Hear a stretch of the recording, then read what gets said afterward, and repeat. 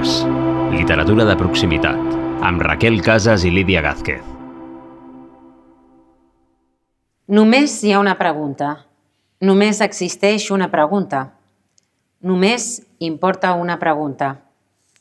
Un enigma, un problema, per comoditat, per necessitat, per menjar, per seguir, per parar, per convèncer, per vèncer, per amor, perquè no ho sé fer d'una altra manera, perquè si no ho faig, em faran fora.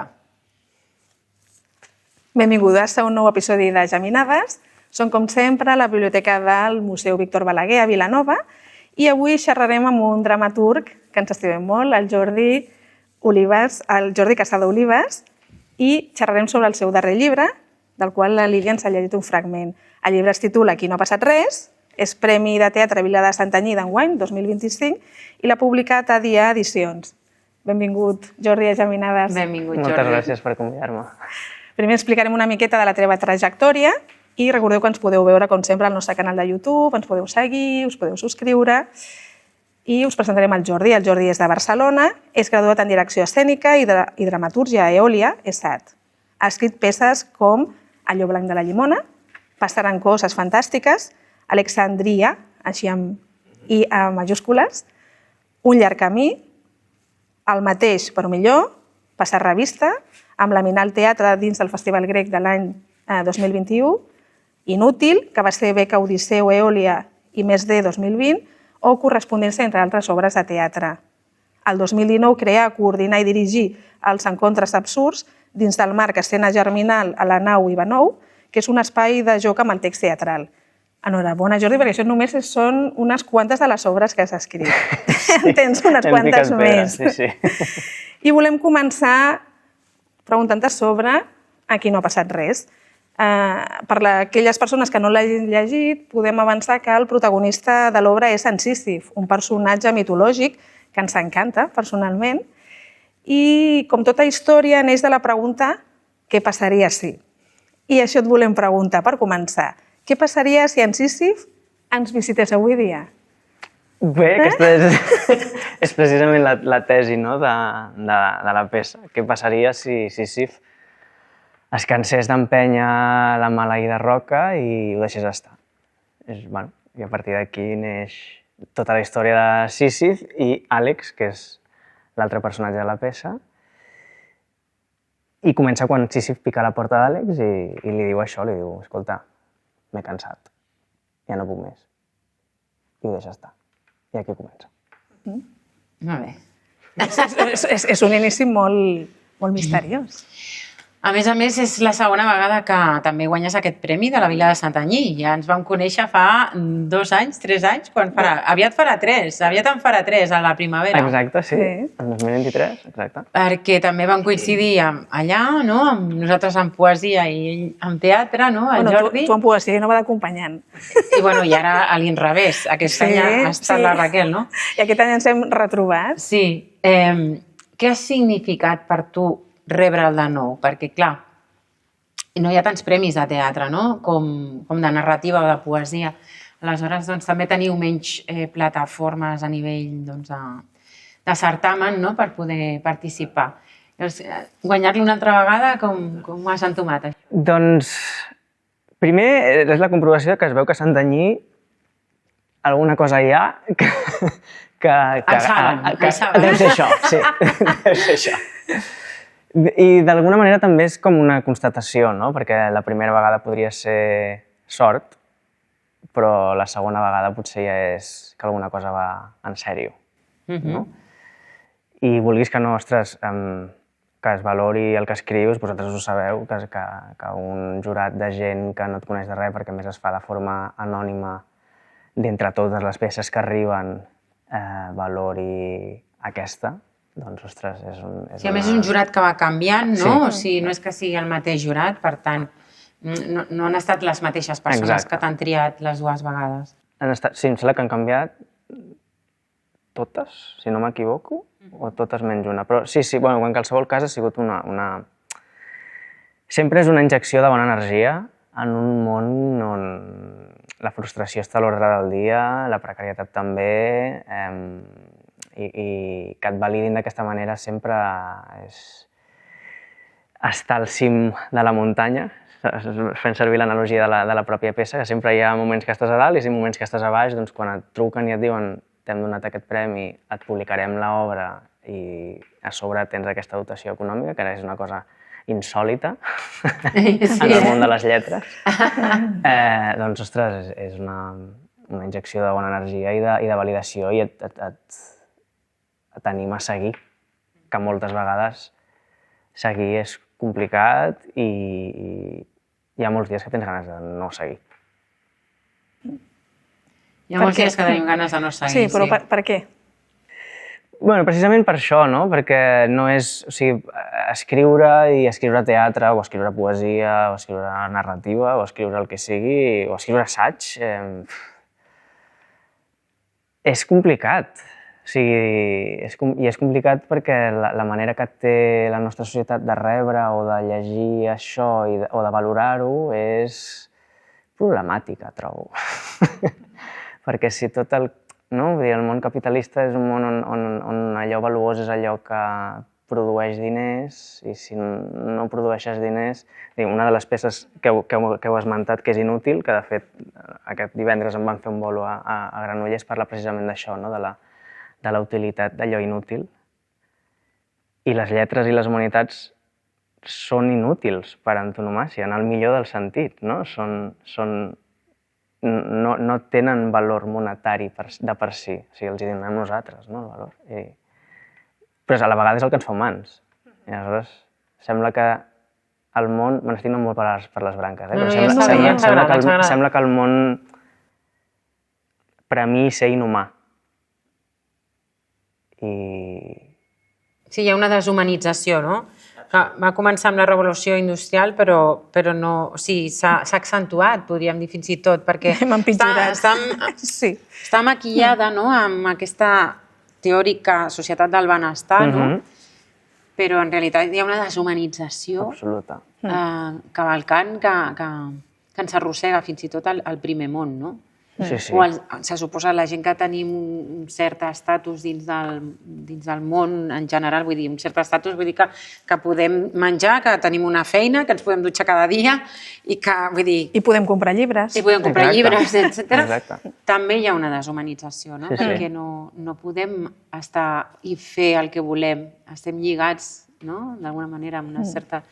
Hi ha una certa imposició, un cert esclavatge, salvant el que vol dir, no? Sí. Bueno, de fet, aquest esclavatge és una de les meves obsessions també en tot el que escric i surt, d'alguna manera, és la societat del cansament, del Byung-Chul Han, que diu això de que ha arribat un punt que nosaltres som esclaus i esclavitzadors de nosaltres mateixos. Vull dir que ja no volem complaure el cap o el jefe, ens volem complaure nosaltres mateixos, que som els nostres propis tirans tota l'estona, no? I estem en aquesta lògica de si no faig, si no produeixo, si no estic fent, si no estic utilitzant, si no estic penjant, publicant, tuitejant, postejant, llegint l'article d'aquesta, estant amb la Rosalia, si no estic parlant de la Rosalia, és que no? Vull dir que d'alguna manera nosaltres mateixos ens convertim en els nostres propis dictadors. Sí, aquella dèria, no? Com es diu el no-fo? El FOMO. El FOMO, allò. Sí. No-fo és una altra cosa. Que sembla que si no hi ets a tot arreu, tens aquesta ansietat per no ser-hi a tot arreu, per no hi tot. Jo soc de JOMO, que és the joy of missing out. O sigui, al revés. És tot el contrari. Soc JOMO, total. Però sí, és el FOMO, és el que deies, eh? Clar, que tu autoimposes, no? Ai, que no veies aquell llibre, no he vist aquesta pel·li, vas sempre corrent, sempre arribes tard, però tu estàs autoimposant, tu, no? Quina necessitat. Exacte, i deixes de tenir com compassió per tu mateix, no? És com que no et pots culpar tu mateix. Aleshores és com que aquesta doble relació és estrany i és pervers i és... Ens estem esclavitzant i aquí no ha passat res. Exacte. Clar. No? Com diu el títol de l'obra, no? I aquí no ha passat res.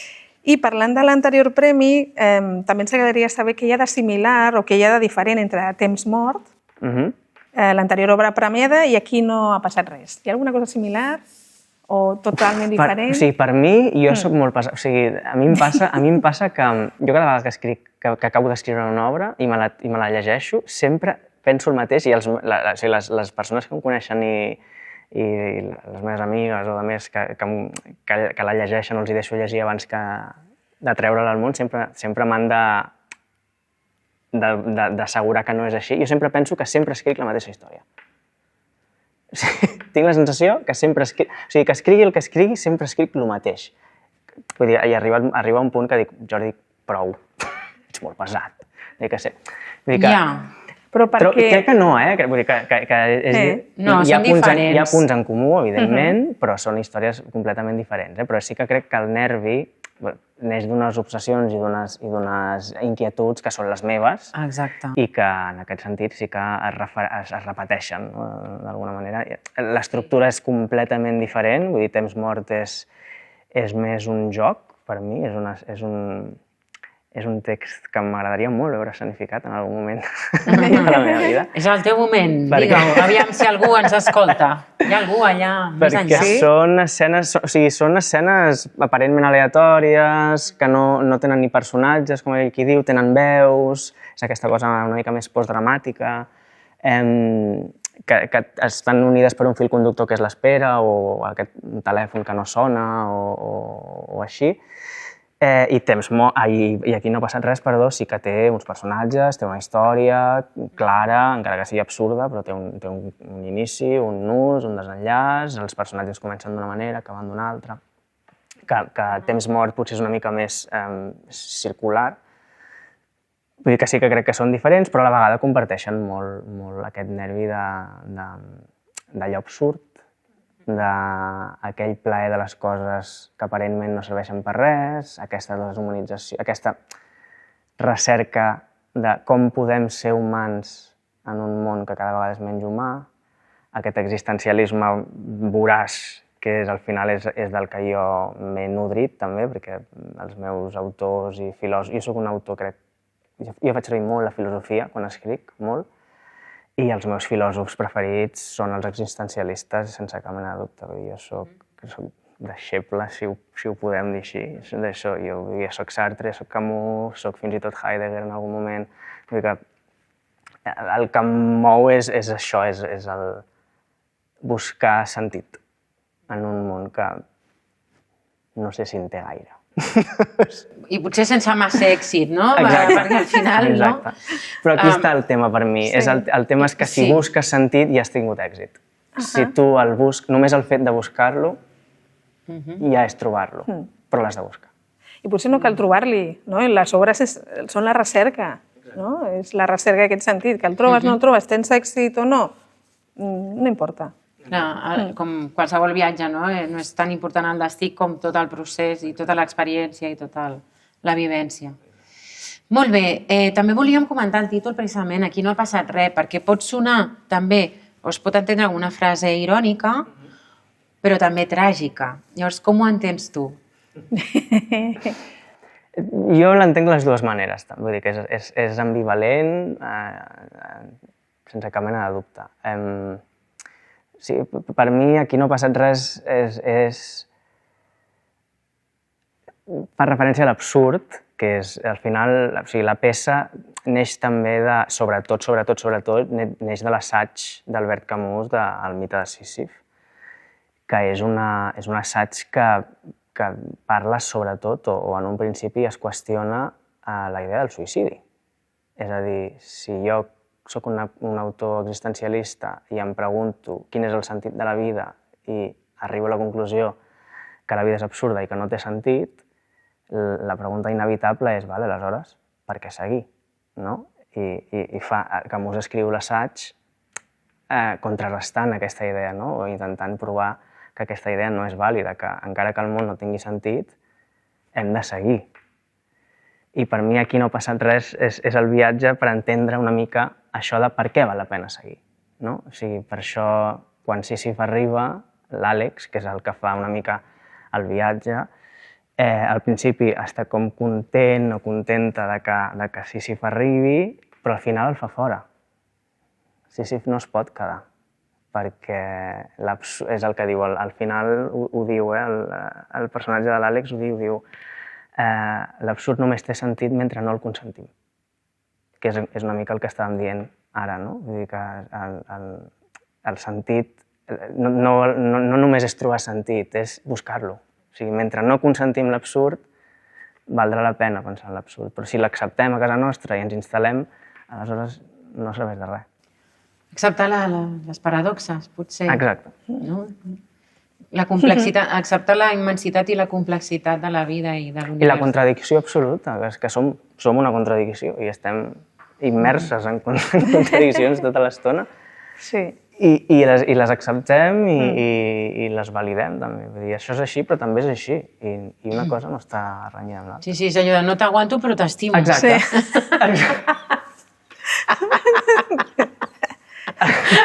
Vale. Exacte. I les geminades, sempre. Sí. Sempre Nosaltres amor. sí que som un duet. Sempre amor. Un duet absurd. No, sempre amor. Però ja deixem-ho estar, perquè quan comencem a dir bestieses no parem. De fet, això que deies té molt de sentit perquè ell li obre la porta perquè l'Àlex, que no sabem si és home o dona, pot ser el que tu vulguis, li havia escrit cartes. No? Li havia escrit cartes de petit, no? És com escriure cartes als Reis Mags i després que et portin el regal.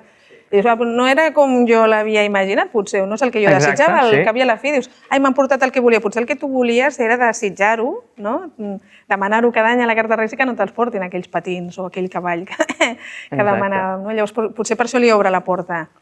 Sí, bueno, de fet, d'alguna manera, per mi, les cartes que li escrivia l'Àlex a Sísif són com una sort de diari, no? Era el refugi que va trobar per vomitar tot el que li passava i el feia servir com a vehicle per cavilar, per pensar, per expressar-se i arribar a un punt, que aquesta és una idea també que és molt recurrent dintre de la peça, que això, que és una cosa que jo crec que és important, escriure, buidar-te, contemplar, reflexionar, pensar què hauria pogut passar, sense recrear-t'hi, però que trobo que és important, fer servir el caparró, arriba a un punt que allò urgent sempre es menja allò important. I la vida va a una velocitat, i últimament no sé què passa, però cada vegada més, que cada vegada queda menys lloc per allò important i només ens queda allò urgent. Tota l'estona estem apagant focs, tota l'estona estem i ara què? I estem en una tensió i en un ritme constant que allò d'escriure un diari, reflexionar sobre aquella fulla que està caient alegrement durant la tardor, això deixa de tenir valor per qui sap què. Sí, els nens, quan tens nens, també això t'ensenyen molt, perquè primer que ells demanen temps per estar amb tu, no? Amb els adults, amb els pares, amb els que se suposa que som els responsables, no? I després perquè també quan estàs amb ells et fan veure la importància d'allò important que deies tu, no? De que quan estàs fent una activitat que, no sé, scrapbooking, manualitats, el que sigui, no ho sé, no? T'obliguen a baixar aquesta velocitat. Revolucions. A parar. Ostres! Sí. No sé per què ara m'has fet pensar amb els nens, no? Van a un altre ritme. Arriben amb... Exacte. Van a un altre ritme. Encara no t'obliguen a frenar. No estan mal ensenyats com estem ja els adults, no? No estan viciats. Hi ha alguna cosa que ens ensenyen malament i l'aprenem malament. I la inculquem, també. Sí, la vida manera, adulta. no? Quan som nens tot va més lent, el temps corre molt lentament. Quan som adults, un altre any, una altra setmana. Sí. En aquest sentit sí que hi ha com una connexió molt clara amb temps mort, perquè el tema de temps mort és l'espera, i trobo que els nens saben esperar. Coneixen el ritme de l'espera. I hi ha una altra peça també que vaig escriure que es diu El mateix però millor, que parla de l'avorriment i de lo necessari que és l'avorriment. Sí. I que cada vegada ens avorrim menys i tolerem menys l'avorriment, no? Cada vegada tenim menys tolerància a avorrir-se, però avorrir-se és tot. Tenim desig d'avorriment, de fet, jo penso, no? Arriba un punt a la vida ja que estem Necessita tan agobiats amb avorrir. aquest ritme És que accelerat que dius, tant de bo i pogués avorrir-me, tant de bo i em sobrés el temps per poder avorrir-me. Trobar a faltar l'avorriment és trist.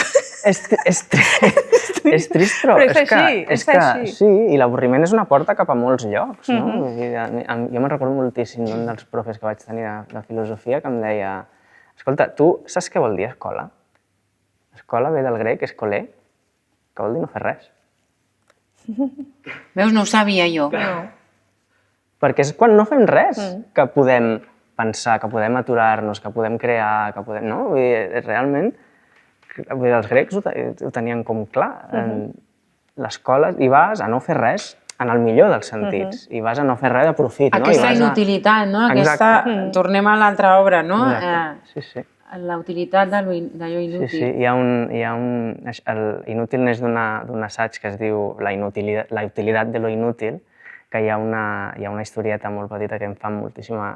que de fet la utilitzem a la peça, però parla de la història de dos peixos joves que estan al mar i van nedant tranquil·lament i es troben amb un peix més vell que va nedant en direcció contrària i els tres peixos es creuen i el peix vell els diu als joves, els diu: bon dia, com està l'aigua avui? Ja està, i cadascú segueix cap a la seva direcció i al cap d'una estona els dos peixos joves es miren i un li diu a l'altre: què collons és l'aigua?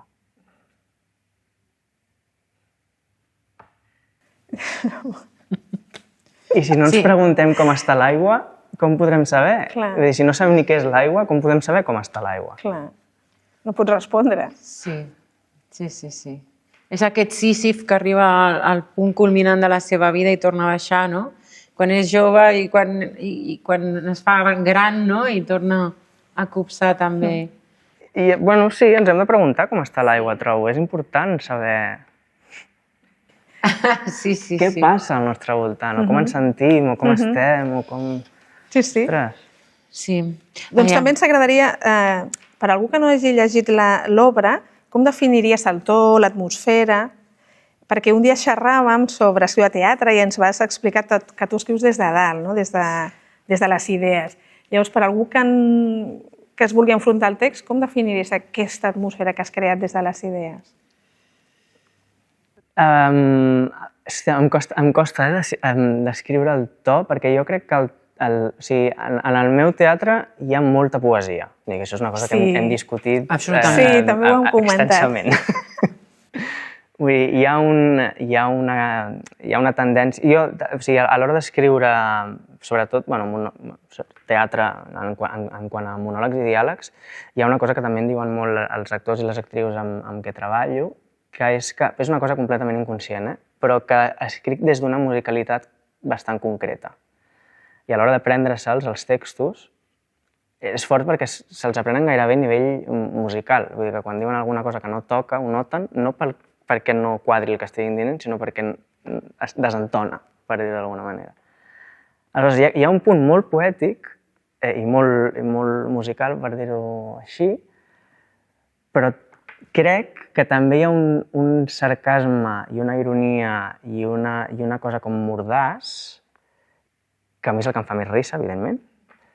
Però sobretot en aquesta peça passa sobretot a la segona part, que és la part que ja són 4 monòlegs verborreics sobre els déus que jo considero que són els nostres avui dia, que són el Tinder, l'idealista, el Globo i l'Infojobs, que són aquests déus de la nostra era, que estan fets des d'una ironia i un sarcasme que crec que per aquí es pot enganxar la gent, crec, perquè són situacions que jo crec que... Sí, és molt contemporani, no? És un qui text més molt... qui menys ha viscut una entrevista de feina o ha tingut un moment de ligue pel Tinder o ha buscat un pis o amb més o menys èxit o ha demanat alguna coseta per menjar pel Globo. I aleshores és aquest ball sempre...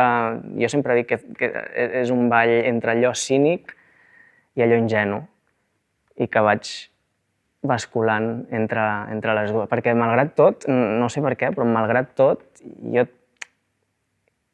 d'alguna manera crec o necessito creure que ens en sortirem. Que tot anirà bé? Com quan estàvem No que tot anirà tancats. bé, sinó que trobarem la manera de viure. Trobarem la manera de viure. Cadascú potser la seva, però jo també és també és un autoconvenciment d'alguna manera, no? Però jo a les meves peces sí que necessito trobar aquest moment de vale, era això. En el temps mort és Tu creus que respirar. realment tothom busquem aquesta escletxa per on trobar la manera de viure? Si no ho fem, ho hauríem de fer. I el teu teatre és una invitació a això, Sí, podria dir? sí. Doncs tothom a llegir, Perquè ho necessitem tots com aigua de maig. O sigui, És una invitació, tothom. en el cas de temps mort era el respirar, que és l'important, parar un moment i respirar. I en Aquí no ha passat res és aquest fer fora a l'absurd, contemplar-lo, però refusar-lo, obstinar-se en refusar-lo. I quina relació t'agradaria que els lectors o el públic, quan es representi l'obra, estableixin amb els personatges? Més empatia, més crítica, més incomoditat? Quina era la teva intenció? Aviam, amb l'Àlex jo crec que empatia absoluta. I amb Sísif no t'ho sabria dir perquè jo estic esbiaixat perquè Sísif és un dels meus amors filosòfics i platònics i aleshores jo tinc certa fascinació pel personatge, però també he intentat treure a la llum aquesta vena seva perquè Sísif al final, com a personatge mitològic grec, era un enganyador. Vull dir, era un tio que el van castigar per alguna raó, vull dir que alguna cosa devia fer. I al final és una mica un pícaro, és una mica un zalamero, un seductor que al final el que vol és quedar-se allà i que algú altre es faci càrrec de la roca dels pebrotets. Sí. Vull dir que hi ha un punt que jo crec que Sísif pot ser que la gent li digui mira, que tingui ganes de que l'Àlex digui Fora. Fora d'aquí. Sí, sí. Molt bé.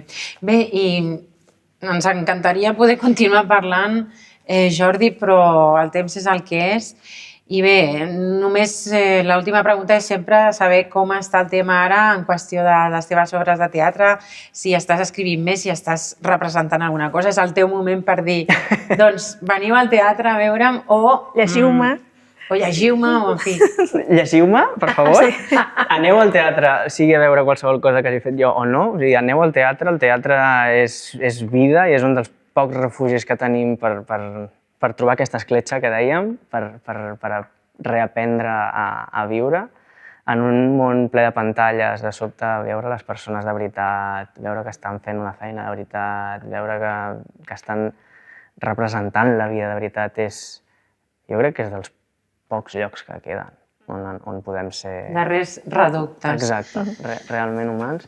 I al desembre estarem amb un text que vam escriure juntament amb la Sílvia Navarro que es diu Passaran coses fantàstiques, a la Sala Flyhard de Barcelona. I de moment crec que no hi ha res més a la vista, a no ser que sorgeixi. Que sempre acaba sorgint. Doncs molt bé, moltíssimes gràcies, Jordi. Sí. Moltíssimes gràcies a tots els que ens heu escoltat. Subscriviu-vos al nostre canal i ens trobem al proper Geminades. Gràcies. Gràcies a vosaltres.